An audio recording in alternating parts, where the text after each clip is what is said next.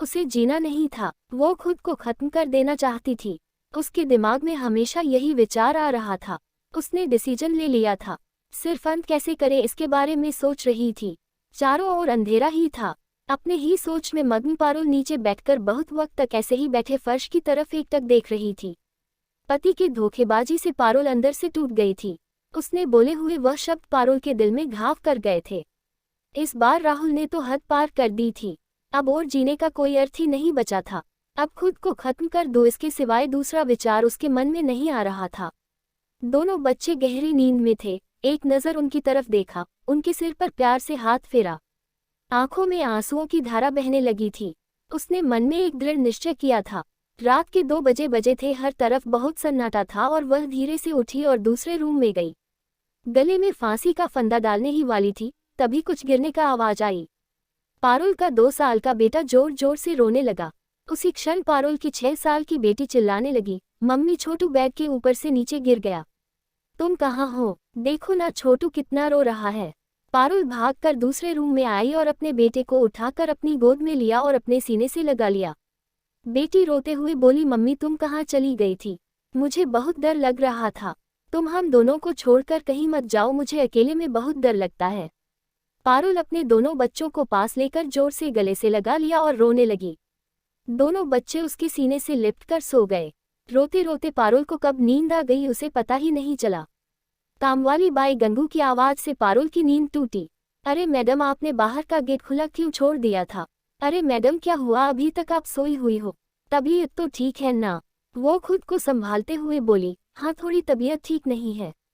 घड़ी में वक्त देखती है तो 8:30 बजे थे। आज तुम्हें आने में इतनी देर क्यों हो गई? मैडम चौथी गली में मेहताजी रहते हैं ना, उनकी बहू ने फांसी लगाकर आत्महत्या कर ली। 2 बच्चे हैं उनकी एक 10 साल की बेटी और 6 साल का बेटा है। ये सुनकर पारुल के कलेजे को धक्का लगा। अपनी साड़ी ठीक करके उसने पूछा, कब हुआ? गंगू ने बोला, रात को हुआ मैडम।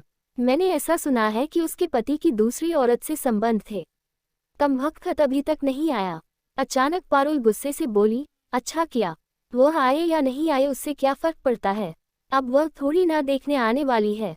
ये सुनकर गंगू पारुल के कान के पास आई और धीरे से बोली, मैडम मैं अनपढ़ गवार हूँ और घर घर में जाकर झाड़ू पोछा करके मेरा पेट भरती हूँ और आप पढ़े लिखे हुए लोग हो।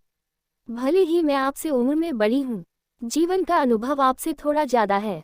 आजकल साहब और आपके बीच जो चल रहा है वह ठीक नहीं है। मुंह बंद था फिर भी मेरे कान खुले रहते थे।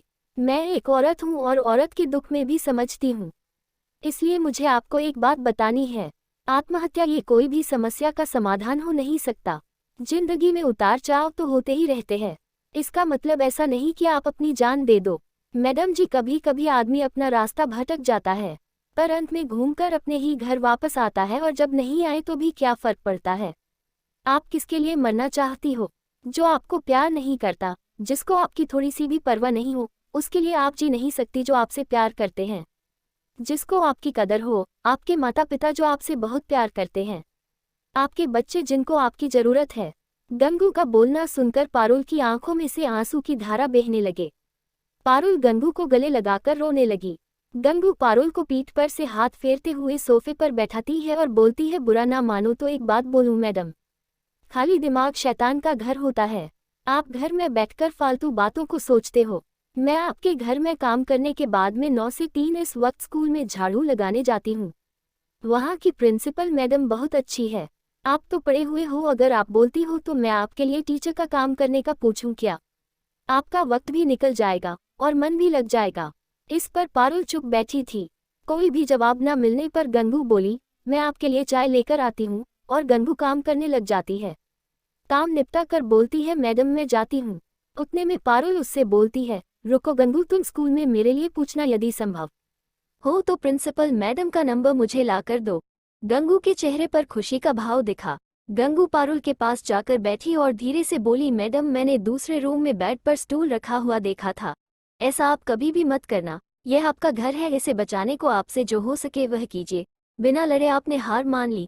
गंगू पारुल के हाथ अपने हाथ में लेकर बोली, मैडम एक फिल्म में एक हीरो ने एक डायलॉग बोला था, लड़ाई लड़कर जीती जाती है, मरकर नहीं, क्योंकि मुर्दे कभी लड़ा नहीं करते। गंगू हाथ नचाते हुए ऐसे बोलने लगी। ये देखकर पारुल को बहुत हंसना आया। गंगू का बोलना सुनकर पारुल का मन हल्का हो गया और उसे एक नई आशा की किरण भी दिखी। वो अलमारी में से अपने सर्टिफिकेट निकालने लगी। दोस्तों, पति पत्नी का रिश्ता ये बहुत स्नेही होता है। भगवान को यही दुआ करती हूँ कि कोई भी पति पत्नी के जीवन में ऐसा मोड़ नहीं आना चाहिए। अगर आया भी तो आत्महत्या उसका समाधान नहीं है।